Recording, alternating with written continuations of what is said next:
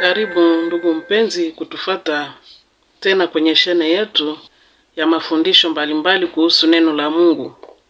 Karibu kutufata tena kwenye video yetu ya leo, na somo ambalo tutakalo lizungumzia linasema Mungu yuko wapi katikati yetu?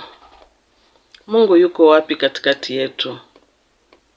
Tutasoma neno la Mungu katika kitabu cha Yohane sura ya kwanza. Tutasoma shairi la hapo mwanzo kulikuwa neno, naye neno alikuwa kwa Mungu, naye neno alikuwa Mungu. Na shairi la 10, alikuwako ulimwengu, hata kwa yeye ulimwengu ulipata kuwako, wala ulimwengu haukumtambua. 12, bali wote waliompokea aliwapa uwezo wa kufanyika watoto wa Mungu, ndio wale waliaminio jina lake. Naye neno alifanyika mwili akakaa kwetu, nasi tukauona utukufu wake, utukufu kama wa mwana pekee atokaye kwa Baba, amejaa neema na kweli. Ni neno la Bwana. Katika kitabu hiki cha Yohane kiliandikwa na Yohane ambaye alikuwa mfuasi wa Yesu Kristo. Wakati tunaposema juu ya Mungu yuko wapi katikati yetu, tutambue kwamba Mungu ambaye tunamzungumzia hapa ni yule Mungu wa kweli, Mungu muumba wa vitu vyote na muumba wetu. Ndiye yeye chanjo cha uhai wetu. Mungu alisema nini juu yake mwenyewe? Ukisoma katika kitabu cha Kutoka sura 3 shairi la 13 na la 14, neno la Mungu linasema hivi: Musa akamwambia Mungu, tazama nitakapofika kwa wana wa Israeli na kuwaambia, Mungu wa baba zenu amenituma kwenu, nao wataniuliza jina lake nani? Niwaambie nini? Mungu akamwambia Musa, mimi niko ambaye niko. Akasema, ndivyo utakavyowaambia wana wa Israeli, mimi niko amenituma kwenu. Mungu yeye mwenyewe wakati alipomtokea Musa na kumwambia aende katika Misri na kwenda kusaidia wana wa Israeli kutoka katika utumwa wa Misri, Musa alikuwa hajasikia hata siku moja, alikuwa hajaona Mungu hata siku moja, alikuwa hajamsikia kabisa. Alafu Mungu alimtokea Musa akamwambia, ninakutuma uende kutosha Waisraeli katika utumwa wa Misri. Na Musa alimwambia Mungu, tazama nitakapofika kwa wana wa Israeli na kuwaambia, Mungu wa baba zenu amenituma kwenu, wataniuliza jina lake ni nani? Alafu Mungu alimwambia, utaambia wana wa Israeli ya kwamba mimi niko ambaye niko. Hili ndilo jina ambalo Mungu aliambia Musa, ndilo jina lake. Nabii Isaya vile alisema juu ya Mungu, alisema Mungu ni nani? Ukisoma Isaya sura 40 shairi la 28 na shairi la 29, inasema hivi: Je, wewe hukujua? Hukusikia? Bwana ndiye Mungu wa milele, muumba wa dunia na vyote. Hazimii wala hachoki. Akili zake hauwezi kuzichunguza au kuzielewa. Huwapa nguvu wazimiao, na yeye asiye na uwezo humwongezea nguvu. Huyu ni nabii Isaya ambaye alieleza juu ya Mungu. Anasema ujue ya kwamba Mungu ndiye wa milele, muumba wa dunia na vyote vilivyomo. Yule Mungu hazimii wala hachoki. Akili zake hauwezi kuzichunguza au kuzielewa. Yeye Mungu anawapa nguvu wale wanaozimia, na yeye asiye na uwezo Mungu anamuongezea nguvu. Huyu ndiye Mungu ambaye tunayemzungumzia. Alafu tutatambua huyu Mungu namna gani? Kutambua Mungu, tujue ya kwamba Mungu ndiye anayejitambulisha kwetu sisi watu. Ukisoma katika Agano la Kale utakutana Mungu yeye mwenyewe alijionesha kwa Abrahamu, akajitambulisha ya kwamba mimi ni Mungu, na alimuita kutoka katika jamaa lake, akamwambia nitakufanya kuwa uzao mkubwa. Pia Mungu ni yeye aliyejitambulisha kwa Musa, ambaye tumesoma hapa katika kitabu cha Kutoka.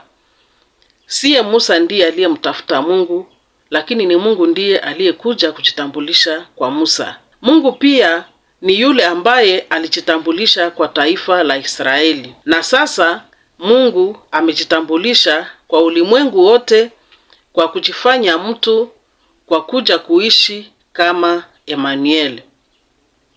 Ukisoma katika kitabu cha Mathayo sura 1 shairi la 23 inasema, tazama bikira atachukua mimba, naye atazaa mwana, nao watamuita jina lake Emmanuel, yaani Mungu pamoja nasi.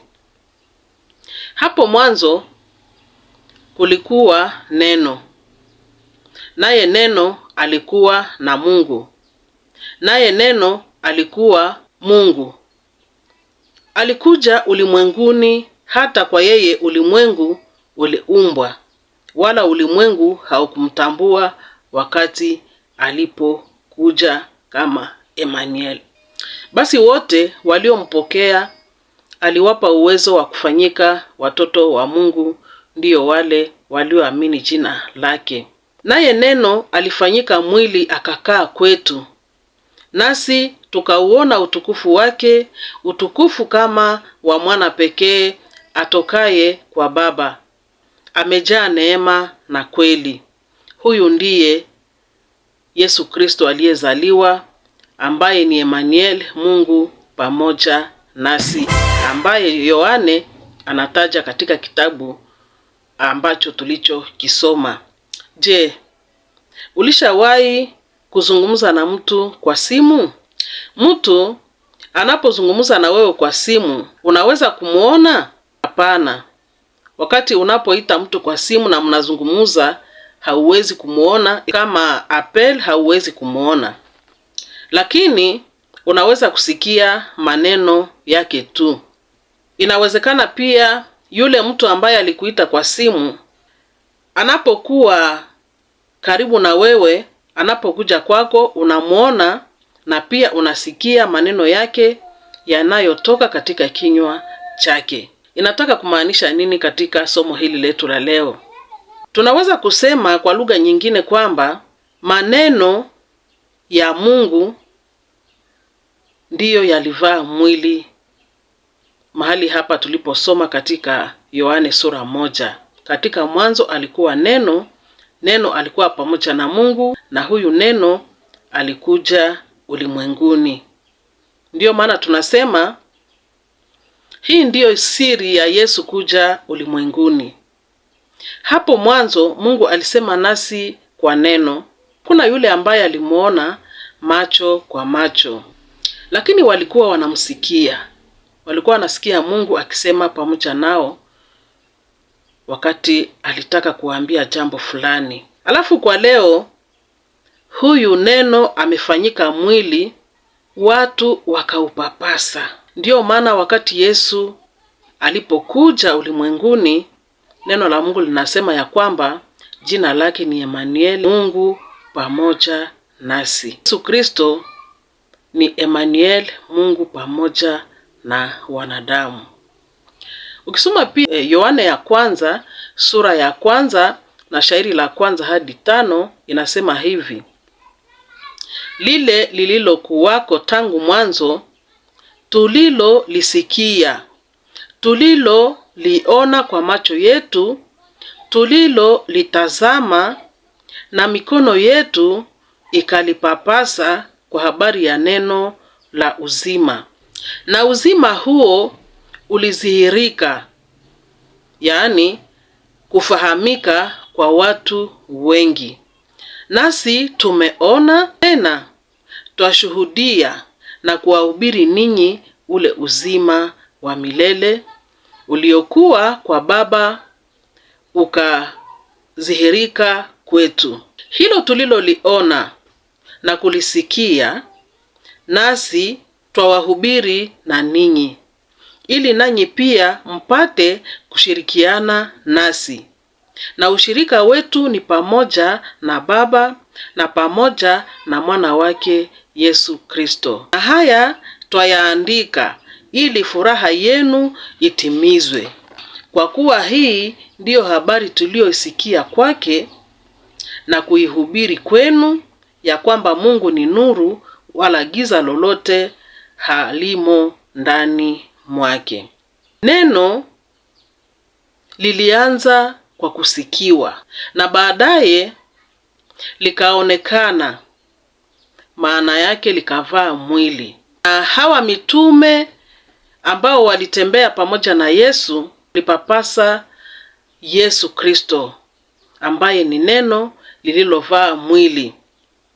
Maana yake walishika mwili wa Bwana Yesu kabla ya kufa na baada ya kufufuka kwake. Wanafunzi wa Yesu na mitume wote ambao waliotembea na Yesu walimpapasa Yesu, walitembea pamoja naye, walikula pamoja naye, walifanya kazi zote za kuhubiri habari njema pamoja na huyu Yesu ambaye ni Mungu aliyefanyika kuwa mwili. Yohane na mitume wengine waliopapasa na kutembea na Yesu walihubiri yale walioona na yale ambayo waliosikia na yale ambayo Yesu aliwaambia wayaandike. Ndiyo yale ambayo walihubiri. Maneno yale walioyahubiri yanaendelea mpaka leo, na ndiyo yale ambayo tunayohubiri. Basi somo letu linalohusu Mungu yuko wapi katikati yetu, tuelewe ya kwamba Mungu jina lake mimi niko. Yeye iko nafasi yote, iko pahali pote, iko kwa nyakati zote na kwa majira yote, iko kwa miaka yote. Mungu yuko mchana na usiku, katika giza na nuru, yeye iko. Anasema jina lake mimi niko. Mungu iko kwa nafasi yote. Hauwezi kusema Mungu yuko hapa au hayuko pale. Jambo la pili ambalo tuelewe ni kwamba huyu Mungu ambaye aliumba kila kitu kwa neno na ambaye aliyetuumba, Mungu alifanyika kuwa mwili. Alikuja ulimwenguni kwa njia ya Yesu Kristo. Tujue ya kwamba huyu Mungu alikuja katika mwili kwa njia ya Yesu Kristo. Neno la Mungu linatuambia ya kwamba vitu vyote vilifanyika katika yeye. Neno lilivaa mwili, ndipo liliitwa Emmanuel, Mungu pamoja nasi. Tumesema ya kwamba wanafunzi walimpapasa na watu wengine walimpapasa. Watu walikula pamoja naye na walitembea pamoja naye, ila kuna watu wengi ambao hawakumtambua. Wengi hawakumtambua kwamba ni Mungu ambaye amevaa mwili, ni Mungu ambaye amekuja kukaa na watu kama Emmanuel, ijapokuwa manabii walitabiri tangu zamani ya kwamba Emmanuel atazaliwa, yaani Mungu atakuja kuishi pamoja na watu. Watu wengi hawakumtambua. Na ndiyo maana wakati alipoishi katikati yao, wengi walimudhihaki na wakafanya sasa mpango wa kumuua. Ila Yesu Kristo, hata kama walimuua, alifufuka. Jina la Bwana libarikiwe. Na Yesu hangekufa na kufufuka kama imani yetu ni bure sisi wa Kristo. Yesu alipofufuka alienda mbinguni, na kama alirudi mbinguni, mitume na wanafunzi wa Yesu walioishi pamoja na huyu Yesu walihubiri yale yote walioona kwa Yesu na yote ambayo aliwaambia. Na mpaka leo hii habari njema ingali inaendelea. Jina la Bwana lipewe sifa. Ndiyo maana tunaendelea kumtukuza huyu Yesu, huyu Mungu aliyevaa mwili, huyu Yesu Kristo. Tunamtukuza kuliko viumbe vyote. Tunamtukuza huyu Yesu, maana ni Mungu aliyekuja kwetu. Tufahamu pia ya kwamba yeye ndiye Mungu wa milele, muumba wa dunia na vyote vilivyomo, vinavyoonekana na visivyoonekana. Isaya alisema, huyu Mungu hazimii wala hachoki. Yeye si kama mwanadamu, hawezi kuchoka, na akili zake hauwezi kuzichunguza au kuzielewa. Ukisema unakaa uweze kuelewa na kuchunguza akili ya Mungu, hautamuelewa. Huyu Mungu ni yule ambaye huwapa nguvu wale wanaozimia. Huyu Mungu ni yeye anawapa uwezo na kuwaongezea wale wasiokuwa na uwezo, anawaongezea nguvu. Sasa ujue ya kwamba hakuna mtu wala malaika wala kiumbe kingine chochote kinachoweza kukupenda wewe au mimi katika kiwango kile ambacho Mungu anachotupenda, ambaye aliuonesha wakati alishuka na kuvaa mwili na kuja kuishi na watu, akafa na kufufuka kwa ajili ya ukombozi wa ulimwengu mzima, kwa kutakasa ulimwengu mzima, kwa kuleta watu karibu na Mungu ili waweze kumjua. Hakuna yule ambaye anaweza kutupenda kama huyu Mungu. Yeye alikuja kuishi nasi kama Emmanuel, Mungu pamoja nasi. Alafu kile ambacho tunapaswa kufanya ni kumupenda huyu Mungu kwa moyo wetu wote. Tumpende Mungu kwa moyo wetu wote. Tumpende Mungu kwa akili yetu yote. Tumpende Mungu katika maisha yetu yote, sababu yeye iko kwa nafasi yote na iko pamoja nasi kama Emmanuel. Je, umeamini hili ya kwamba Mungu iko pamoja nawe kama Emmanuel? Mungu ni pamoja nawe, Mungu ni pamoja nami. Ni heri umwamini sasa huyu Yesu ambaye alionekana kuwa mwili, ambaye si mnafiki katika upendo ambao aliouonesha kwa watu, sababu alikuja kutufunulia huyu Baba Mungu. Alikuja kutuonesha upendo wa Mungu, namna gani Mungu anapenda ulimwengu wote. Na Yohane mahali tuliposoma kwa Mwanzo sura 1 shairi lake la 12 nasema, wote waliompokea huyu Yesu anawapatia uwezo wa kuwa watoto wa Mungu, ndio wale walioamini jina lake. Unapomwamini huyu ambaye alitumwa kwetu akavaa mwili, unapomwamini unapewa uwezo wa kukuwa mtoto wa Mungu, sababu hatukumuelewa Mungu, hatukujua upendo wa Mungu katika maisha yetu. Huyu Yesu ana uwezo wa kukufanikisha, ana uwezo wa kutulinda, ana uwezo wa kutuchunga, ana uwezo wa kutupatia nguvu wakati tunachoka. Ndugu mpenzi, somo hili linataka kutuambia ya kwamba tukubali katika maisha yetu na tumupende kwa moyo wetu wote, kwa akili yetu yote na kwa nguvu yetu yote. Maishani mwetu mote tumupende huyu Mungu. Tunakuomba basi share video yetu kwa watu wengine waweze kupata pia habari hizi. Ni habari njema ya Bwana wetu. Pia kwa upande mwingine unaweza kuleta comment kwenye video hii ukitujulisha namna gani umepokea neno hili, ama kama una baraka yoyote ambayo unataka kutuongezea, karibu kwa comment yako na tutashukuru tukiipokea. Mungu yuko pamoja nasi. Mungu akubariki sana. Asante.